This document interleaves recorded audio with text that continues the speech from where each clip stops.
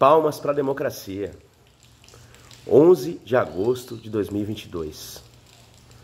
Mas há 45 anos antes, em 8 de agosto de 1977, foi lida a Carta à Democracia, nos anos de chumbo da ditadura. Lá no longínquo, nos anos 70, em que o general Ernesto Geisel, já enfraquecido, pela crise econômica, a deterioração da economia, das classes sociais, a questão petrolífera, sofria pressão para fazer a abertura política do Brasil. Mas em sua última tentativa opressora foi fazer o chamado Pacote de Abril, em que ele novamente tentaria fechar o Congresso. Congresso fechado pelo AI-5, instituído em 1968, o ato institucional número 5, do presidente Costa e Silva, que foi o segundo presidente da chamada Quarta República, ou ditadura militar, ou mais conhecido como anos de chumbo, que foi o período mais opressor da ditadura militar. Tenho aqui minha colinha, que eu fiz aqui para falar um pouquinho do AI-5, do que foi o AI-5, que tanta gente defende esse AI-5, a volta da ditadura, da moral, dos bons costumes. Pois bem, o AI-5 usou a tortura para oprimir quem era contra ao regime militar. O AI-5 usou de instrumento de fechar peças de teatro, fechar o Congresso, o governo tinha controle sobre os estados e municípios e criava intendentes para poder fazer o que pudesse fazer, e o que quisesse fazer, e a roubalheira correu solta, Que mais? Até as assembleias legislativas, além dos deputados que foram cassados, seja de forma federal, ou estadual, municipal, Como eu disse, cinema, arte, TV, muitos tiveram que ir por aí para o exílio, para fora do país, Na música eternizada pela Elis Regina, O Bêbado e Equilibrista fala disso, Ouçam Elis Regina, aliás. A perda dos direitos civis, Ninguém podia se manifestar contra o Congresso e contra o presidente. Só que o presidente Geisel ainda tentou fazer isso com o chamado Pacote de Abril. Ele novamente tinha fechado o Congresso. E novamente os militares estavam tentando, isso foi um objetivo dele, de tentar fazer a maioria dos militares no Congresso Nacional, que já era uma minoria, para poder manter a opressão, manter a tortura. E a gota d'água foi a morte do Vladimir Herzog, em 1976, jornalista conhecido contra a ditadura da Folha de São Paulo, que foi encontrado com um pano amarrado no pescoço, de certo que sofreu suicídio, mas na verdade ele foi torturado. Muitos estudantes, muitas mães até hoje não acham a alçada dos estudantes, que foram oprimidos naquela época da ditadura militar. Então não há coerência em defender isso. E isso, graças a Deus, com os movimentos democráticos, com a pressão da população, com a economia galopante daquele período, o que aconteceu? Veio o movimento de abertura política que o presidente Geisel foi obrigado a aceitar.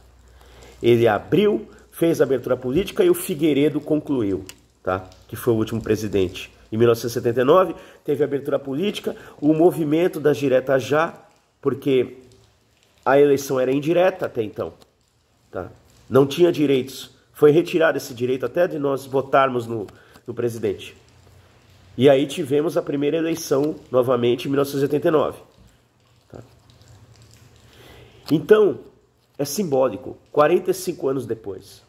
Eu vou ler um pouquinho da carta que foi no Largo do São Francisco, no pátio do Largo do São Francisco, da Faculdade de Direito. Palavras do professor Godofredo Teles, que leu a carta, professor muito querido e respeitado na época. O Brasil quer ser uma nação democrática. Lógico, Todos somos uma nação democrática.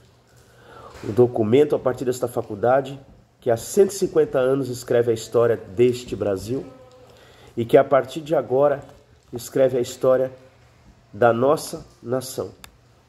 Só um trechinho do que foi lido da carta, E hoje, 11 de agosto de 2022, 45 anos depois, é um dia histórico, porque com o fantasma da ditadura, tá? A ameaça de golpe, e a ameaça real de golpe, tá? A ameaça às instituições democráticas a qual este governo, na sua leitura de posse, tá? Prometeu obedecer, está sendo ameaçada. Está sendo ameaçada. Então foi justo e foi correto repetir o mesmo manifesto. Tá? E agora não foi com uma carta, foi com duas cartas. Tá? Uma lida no auditório da USP, tá? E outra lida, historicamente, a Carta aos Brasileiros lida no pátio do Largo do São Francisco da Faculdade de Direito. Tá? Isso é um significado muito importante que a gente não pode perder essa luta contra a democracia. A democracia é um direito de todos nós, na Constituição promulgada em 1988 pelo doutor Diretas, doutor Ulisses Guimarães. Tá? É muito importante que nós tenhamos o direito de votar nos nossos mandatários, naquelas pessoas que vão criar as leis, promulgar as leis e vão executar as leis para que nós possamos obter um Estado democrático de direito, porque só através da democracia, mesmo aqueles que se opõem, né, estão unidos. E não é qualquer cartinha que o presidente Bolsonaro, a qual tentou diminuir, não é qualquer cartinha. E não foi um nicho a qual ele governa, porque um mandatário não pode governar para um nicho. Um mandatário tem que governar para a nação inteira. E a nação brasileira, multiplural, multicultural, e um Estado laico, religioso, não permite você ser um mandatário que governa só para os seus. Tá? Não permite.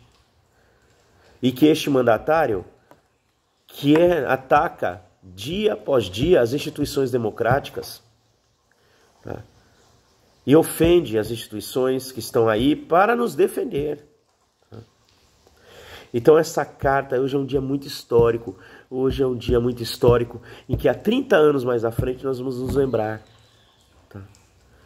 Que mais uma vez, tá?